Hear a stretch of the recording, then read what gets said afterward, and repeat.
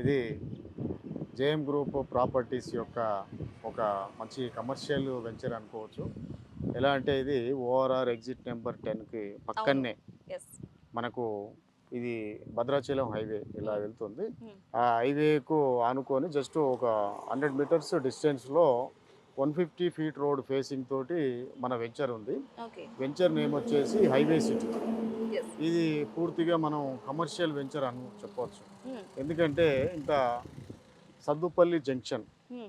National highway, తర్వాత ఇది 3 national హైవేలను connect చేసే ఒక 150 ఫీట్ రోడ్ ఫేసింగ్. ఓకే. కాబట్టి ఇది సద్దుపల్లి జంక్షన్ ఆ కూడలిలో ఉన్నది. హ్మ్.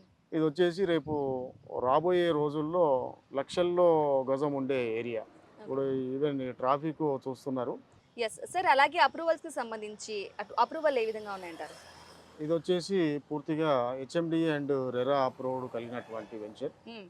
దీనికి బ్యాంక్ లోను సౌకర్యం కూడా ఉన్నది. అప్ టు 80-90% వరకు. హ్మ్. కాబట్టి మనకు డెవలప్‌మెంట్స్ కూడా పూర్తిగా దాదాపు 100% డెవలప్‌మెంట్స్ అయిపోయినాయి. యెస్. కాబట్టి బ్యాంక్ లోన్ కూడా వస్తున్నది. ఓకే. బ్యాంక్ లోన్ సదుపాయం కూడా ఉంది. ఉన్నది. అలాగే వెంచర్‌లో కంప్లీట్‌గా ఓపెన్ ప్లాట్స్ ఎన్ని ఉన్నాయంటారు? అంటే ఒక్కొక్క బిట్ ఎంత వరకు ఉన్నాయి? ఎంత వరకు ఎండింగ్ ఉన్నాయి?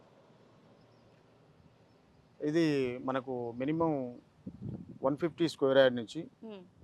మనకు 300 స్క్వేర్ యార్డ్ వరకు రెసిడెన్షియల్ ప్లాట్స్ ఉన్నాయి. ఓకే. అదేవిధంగా 300 నుంచి 1000 స్క్వేర్ యార్డ్స్ వరకు కమర్షియల్ ప్లాట్స్ ఉన్నాయి. ఓకే. ఇది పూర్తిగా రెసిడెన్షియల్ అండ్ కమర్షియల్ వెంచర్ అని చెప్పొచ్చు. ఓకే. ఇది ఓఆర్ఆర్ నుంచి జస్ట్ 1 మినిట్ డిస్టెన్స్‌లో మనకు ఎగ్జిట్ నెంబర్ 10 ఉన్నది. హ్మ్. తర్వాత ఇక్కడి నుంచి లెఫ్ట్‌లో తీసుకున్నట్లయితే విజయవాడ హైవే ఒక 5 మినిట్స్ డిస్టెన్స్‌లో దీన్ని చేరుకోవచ్చు. ఓకే. మన ఫిల్మ్ సిటీ. ఓహ్! తర్వాత రైట్ సైడ్‌లో ఉన్నటువంటి మనకంటే పక్కనే 930 భద్రాచలం హైవే అనేది కమింగ్ వస్తున్నది. ఆల్రెడీ మార్కింగ్ కూడా అయింది. ఓకే. తర్వాత ఈ నుంచి అట్లనే స్ట్రెయిట్‌గా వెళ్ళినట్లయితే అది వరంగల్ హైవేను కనెక్ట్ చేస్తుంది. హ్మ్. అది ఒక 10 మినిట్స్ డిస్టెన్స్‌లో మనం రీచ్ కావచ్చు.